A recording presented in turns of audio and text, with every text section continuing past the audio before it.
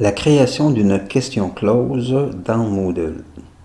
Alors, les questions closes sont tout simplement des tests dans lesquels il y a des phrases, des mots ont été tronqués et on invite les élèves à compléter les mots manquants au clavier. Alors, je me rends à la formation dans laquelle je veux ajouter la question. Je vais me rendre à banque de questions.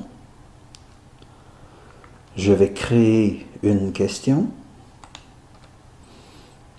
Question close.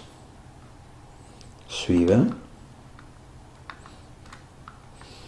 Et je vais intituler cette question-là dictée du 2 juin. Dans le texte de la question, je vais tout simplement coller un texte que j'avais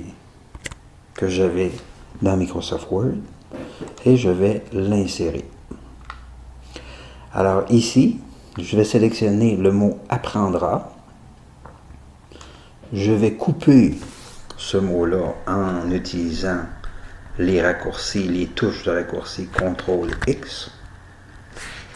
Je vais utiliser mon utilitaire clavier plus et je vais insérer dans cet utilitaire-là une première macro qui était CTRL-4 et CTRL-4 correspondait à ce code de programmation. Alors, je remplace la réponse en faisant un CTRL-V. Donc, ça veut dire coller le mot que j'avais enlevé auparavant à l'aide des touches CTRL-X. Alors, prévaloir ici, CTRL-X, CTRL-4 pour ma macro. Je change le mot réponse par le mot prévaloir. Une dernière, découvrira. Alors, je sélectionne précisément le mot. Je le coupe. Macro commande, CTRL-4. Et je colle le mot découvrira. Alors, j'enregistre. Et pour avoir une prévisualisation de la dictée, il y a la petite loupe qui est ici. Je vais cliquer dessus. Et ça me donne maintenant ma dictée avec 3 espaces dans lesquels les élèves devront compléter les bonnes réponses. Alors, si vous voulez voir quelles étaient ces réponses-là, alors vous pouvez ici cliquer sur le bouton « Remplir les réponses correctes ».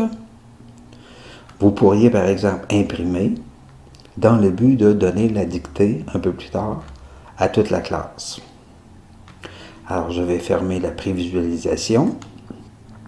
Si jamais je voulais modifier ou ajouter de nouveaux trous ou de nouveaux espaces à ma dictée, alors ma clé ici me permettrait de retourner dans ma dictée et de répéter les opérations précédentes. Alors voilà pour les questions closes à l'intérieur de Moodle.